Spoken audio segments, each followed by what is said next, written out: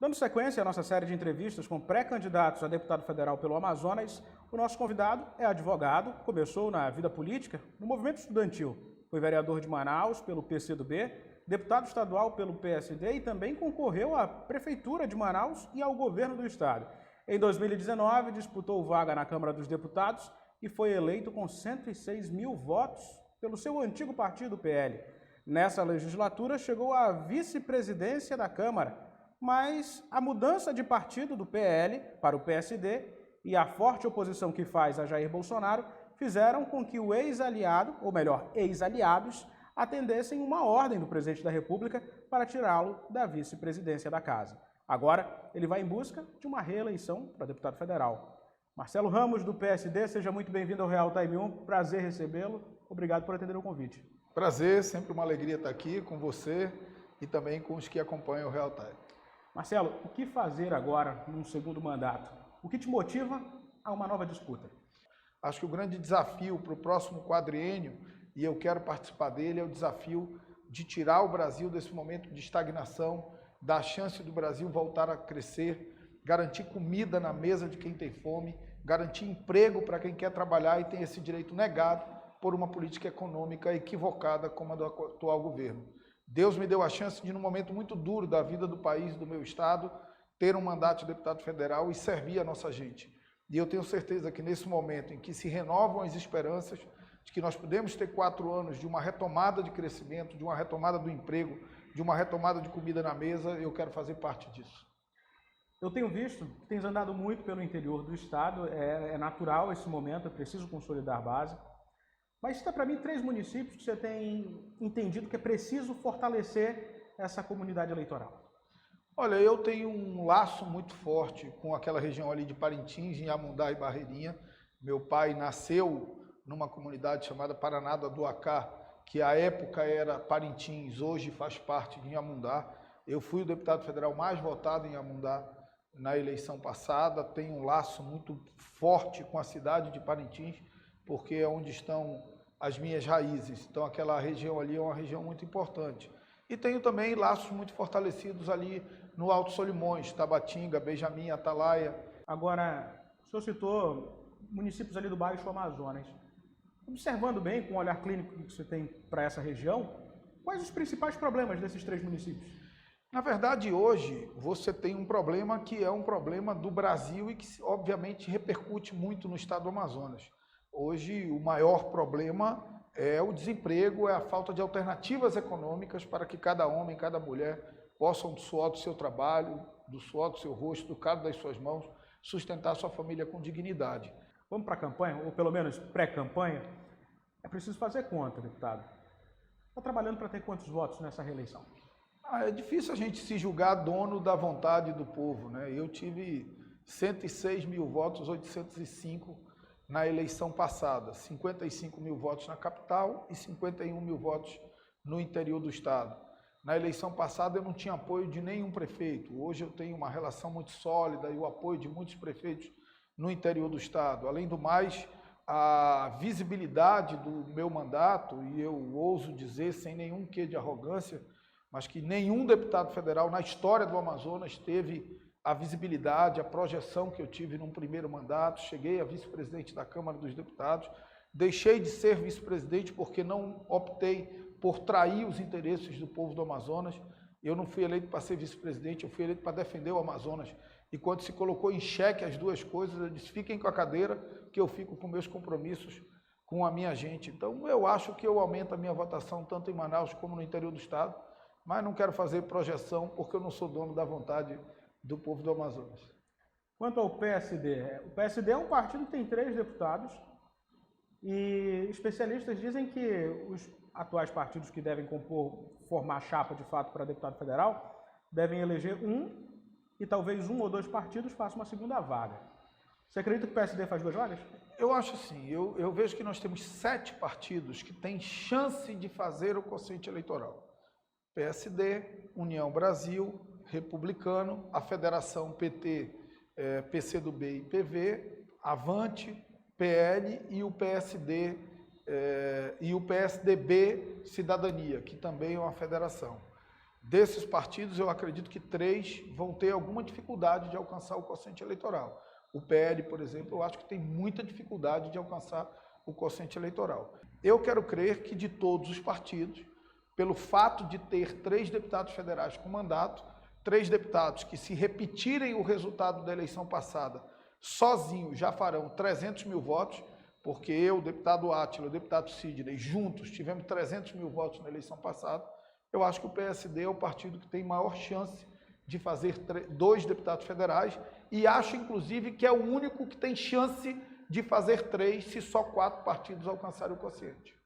Eu vou abusar da tua análise política agora aqui. Pois não. E até ser um pouco mais chato com essa pergunta.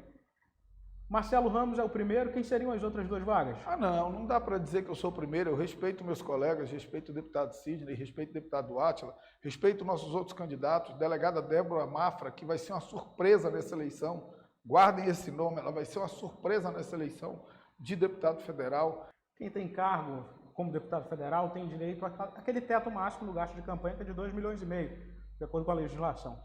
O senhor pretende gastar quanto? Olha, eu vou gastar quanto o meu partido me der de doação e quanto eu conseguir de doação de pessoas físicas, que são as doações legais. Agora, num segundo mandato, após uma reeleição, que pauta o senhor quer também levar para Brasília e defender? Eu vou separar em uma pauta econômica e uma pauta social. Na pauta econômica, nós precisamos consolidar a Zona Franca de Manaus e iniciar um trabalho de sustentabilidade da Zona Franca de Manaus, não substituindo por outras alternativas econômicas, mas ampliando o mix de alternativas econômicas para o Amazonas. Isso significa consolidar o polo industrial de Manaus e, ao mesmo tempo, garantir a aprovação do meu projeto de lei que regulamenta o mercado brasileiro de crédito de carbono, que vai garantir recursos a partir da floresta em pé, que vai monetizar os nossos ativos florestais, isso é muito significativo. Eu vou apresentar nos próximos dias, estou em detalhes finais, vou até a São Paulo, porque tem um escritório lá me assessorando nisso, a lei do bioma Amazônia, que vai criar um arcabouço jurídico, um marco regulatório para investimentos em projetos sustentáveis na Amazônia. É uma vergonha que exista a lei da Mata Atlântica, que é um bioma relevante, mas muito menos relevante do que a Amazônia, e a gente não tem a lei da floresta amazônica. Então, primeiro esse aspecto econômico. Eu quero valorizar também uma melhor regulação dos recursos, da aplicação dos recursos de pesquisa e desenvolvimento. Estão tentando cometer uma covardia contra o Estado do Amazonas, mais uma. O governo federal, e através da SUFRAMA, chamou hoje uma audiência pública, uma oitiva, para propor novas regras da utilização dos recursos de pesquisa e desenvolvimento da lei de informática que inviabilizam completamente a utilização desses recursos aqui. E o que é engraçado é que você tem uma lei de informática de fora da Zona Franca e uma de dentro. Eles querem criar mecanismos mais rígidos para a lei de informática de dentro da Zona Franca e manter mecanismos mais flexíveis de fora da Zona Franca. Isso vai induzir a retirada de todas as indústrias de informática da Zona Franca de Manaus, e eu quero desde já denunciar essa covardia que a SUFRAMA está tentando fazer com o povo do Estado do Amazonas, e no aspecto social, fortalecer cada vez mais algo que eu estou convencido que é fundamental para o futuro do nosso país, que é o SUAS, o Sistema Único de Assistência Social. Nós temos o SUS já bastante consolidado, Sistema Único de Saúde, mas nós precisamos fortalecer o Sistema Único de Assistência Social. Um trabalho que já começou, porque ontem, por exemplo, eu assinei ordem de serviço com o prefeito Davi Almeida para reformar todos os CRAs, que são as UBSs do SUAS, a porta de entrada do SUAS, onde o cidadão vai para se cadastrar numa tarifa social, para se cadastrar no Vale Gás, para se cadastrar para receber o Auxílio Brasil. Quem vai lá é quem está em vulnerabilidade social. Nós precisamos construir uma rede, melhorar o atendimento. Nós vamos zerar a fila de cadastro único. Tem 80 mil manauaras que não recebem benefício porque não conseguem se cadastrar no cadastro único. E esse trabalho é um trabalho combinado com os restaurantes Prato Cheio, que tem emendas de minha autoria, com o trabalho que nós estamos construindo com as cozinhas comunitárias da Prefeitura. Deputado Marcelo Ramos, o senhor considera o presidente Jair Bolsonaro o pior presidente para o Amazonas dos últimos tempos? Ele odeia os amazonenses? Olha, eu não vou dizer que ele odeia, porque odiar é um sentimento passional, né? E é difícil fazer uma análise passional.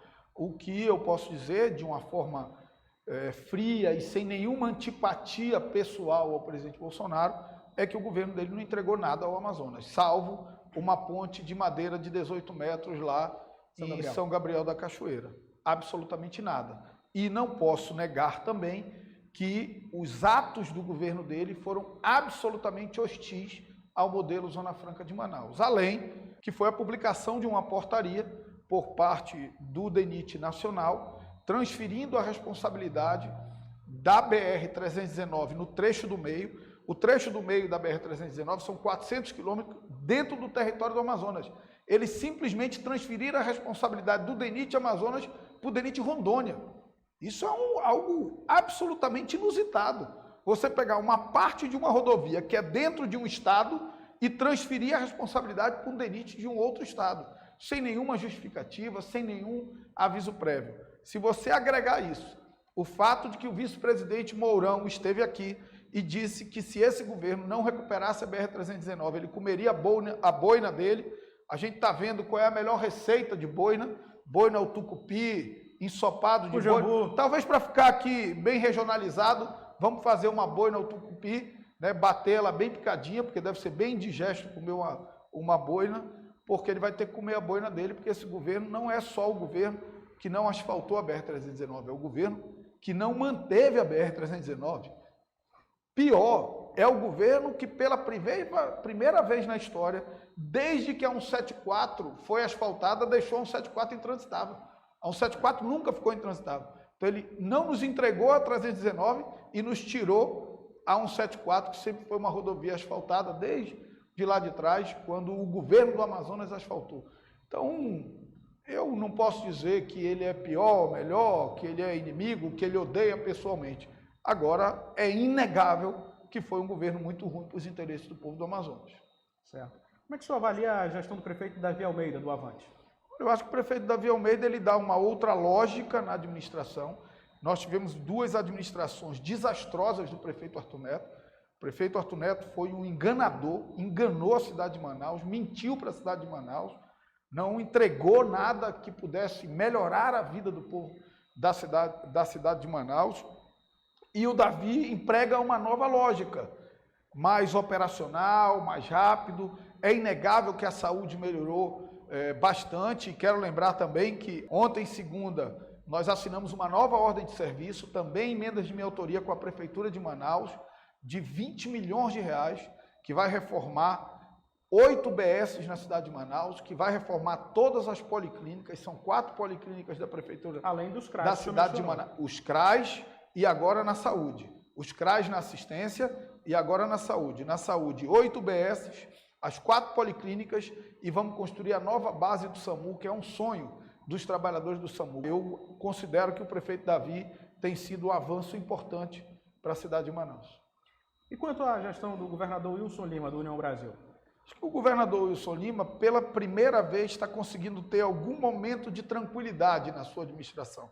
O primeiro ano foi um ano de muitas crises, o segundo ano foi atropelado pela pandemia, pela falta de oxigênio, combinado com a abertura de CPI, com investigação, depois combinado com processo no STJ, e um primeiro ano que está tendo um ano de tranquilidade. Acho que há um esforço de conveniar com o interior, de recuperar o sistema viário do interior, de inaugurar os restaurantes comunitários, o auxílio amazonense, que foi algo importante para garantir mais uma rendazinha para as pessoas mais humildes. Falar em governo e com base até nas pesquisas eleitorais e na sua análise pessoal e política, o senhor acredita que quem ocupa um segundo lugar, ou melhor, uma disputa um segundo turno para o governo do Amazonas aqui no estado? Quem estará no segundo turno? Olha, a tendência das pesquisas hoje, e obviamente que a única pesquisa que vale é aquela do dia da eleição, né? Mas as pesquisas hoje elas sinalizam um segundo turno muito consolidado entre o ex-governador Amazonino Mendes e o governador Wilson Lima. É muito difícil que o governador, no exercício do cargo, com a estrutura que o governo do estado do Amazonas tem, com a força que o governo do estado do Amazonas tem por conta de uma situação fiscal diferenciada de outros estados da federação, o governador no cargo não consiga chegar ao segundo turno. Vou fazer essa pergunta e até lembrar um exemplo que ocorreu com o senhor mesmo. O senhor acredita que política virou um balcão de negócio e isso se reflete um pouco na sua retirada da vice-presidente da Câmara? Eu não acho que é um balcão de negócios. Infelizmente, nós temos hoje arranhões na nossa democracia. O presidente Bolsonaro claramente não é alguém comprometido com o sistema democrático. Não digo isso como um julgamento, digo isso como uma constatação, porque você não pode dizer que é democrata um parlamentar que propõe fechar o Congresso como ele propunha quando era parlamentar. Você não pode considerar um democrata um parlamentar que faz saudações a um torturador como ele fez ao Carlos Alberto Ustra. Então, não dá para dizer que ele é afeito à democracia. Eu não vou dizer que é um balcão de negócio, mas nós temos uma democracia, um sistema democrático comprometido, fragilizado, e nós precisamos recompô-lo. Certo. Agora, uma análise mais macro e até para finalizar essa entrevista, você acredita que o Brasil fica melhor, o Brasil fica pior? Ou tende a ficar como está, seja com Lula, com Bolsonaro, Ciro Gomes ou um outro candidato? Não, eu vou ser bem pragmático. Eu acho que nada consegue ser pior do que a atual administração. Então, eu acho que com o presidente Bolsonaro, falta projeto de país. E para o Amazonas tem uma antipatia ao nosso modelo de desenvolvimento, do qual não dependem só aqueles que trabalham no Polo Industrial de Manaus, mas do nosso modelo de desenvolvimento dependem os pais de estudantes de escola pública, dependem aqueles que precisam de um hospital público, dependem os estudantes da Universidade do Estado do Amazonas, depende o homem do interior que vive de repasse de FPM e de CMS, que é o único dinheiro que as prefeituras têm, depende da imagem do Brasil e do Amazonas perante o mundo por conta da preservação da floresta. Então, a hostilidade dele em relação à Zona Franca de Manaus faz com que não se tenha uma perspectiva de que ele seja bom para o estado do Amazonas. Os outros, nós temos o ex-ministro Ciro Gomes, que todas as suas falas sempre foram alinhadas com a proteção da Zona Franca de Manaus, e o presidente Lula, que acabou de dar declarações muito firmes em defesa da Zona Franca de Manaus. Obviamente que os horizontes são melhores com quem tem atitudes e palavras lastreadas pelas suas histórias de vida e de gestão de compromisso com o Estado do Amazonas e com a Zona Franca. Nós não podemos assistir passivamente 33 milhões de brasileiros acordando sem ter o que comer. Não foi projeto de Deus para a humanidade que 33 milhões de pessoas é a população do Peru. Tem a população inteira do Peru passando fome no Brasil. E nós não podemos tratar isso com naturalidade, achar que isso não é um problema. Então, democracia, emprego, combate à fome e combate à inflação. Se nós tivermos um pacto nacional em torno disso, nós vamos ter um país melhor nos próximos 4 anos. Perfeito.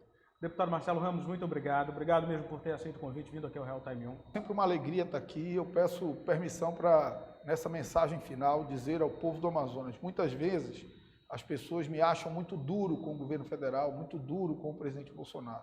E às vezes eu sou intransigente mesmo, porque eu sou intransigente com os interesses do povo do Amazonas. Eu não devo meu mandato nem a esse presidente, nem a nenhum outro. Eu devo meu mandato a 106.805 amazonenses que saíram de casa e confiaram em mim. Eu preciso honrar esse compromisso com o povo do Amazonas.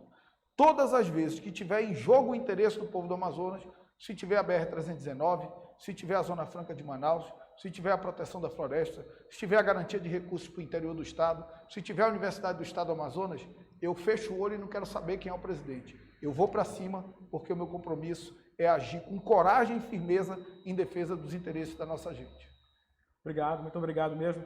A você, internauta, curta, comente, compartilhe, se inscreva em nosso canal no YouTube, é o Portal Real Time 1, e compartilhe essa entrevista no seu grupo de WhatsApp. Muito obrigado, deputado Marcelo Ramos. A você, meu muito obrigado também, e até uma próxima oportunidade.